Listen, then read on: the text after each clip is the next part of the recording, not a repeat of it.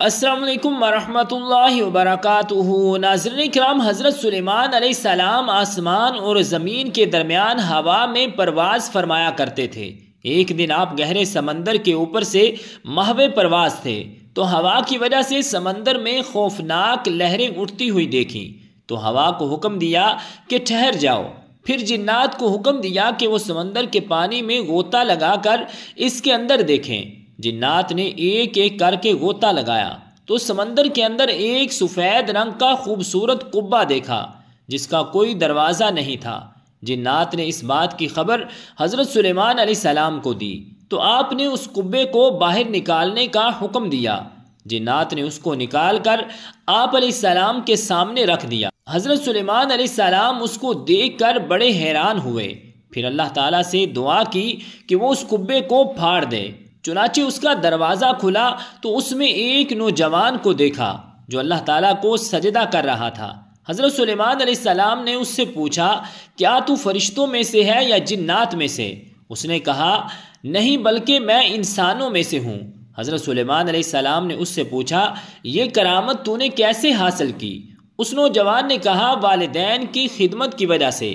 میری ماں بوڑھی تھی، میں اسے اپنی پیٹھ پر اٹھائے رکھتا تھا اور وہ مجھے یہ دعا دیا کرتی تھی، اے اللہ عز و جل تو اس کو سعادت عطا فرما اور میری وفات کے بعد اس کو ایسا رتبہ عطا فرما دے کہ وہ نہ زمین میں ہو اور نہ آسمان میں۔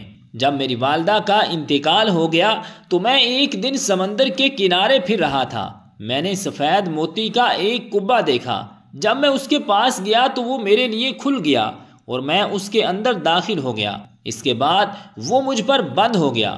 پھر مجھے نہیں علم کہ میں زمین پر ہوں یا ہوا میں یا آسمان میں، بس اللہ تعالیٰ مجھے اس قبے میں روزی دیتا ہے۔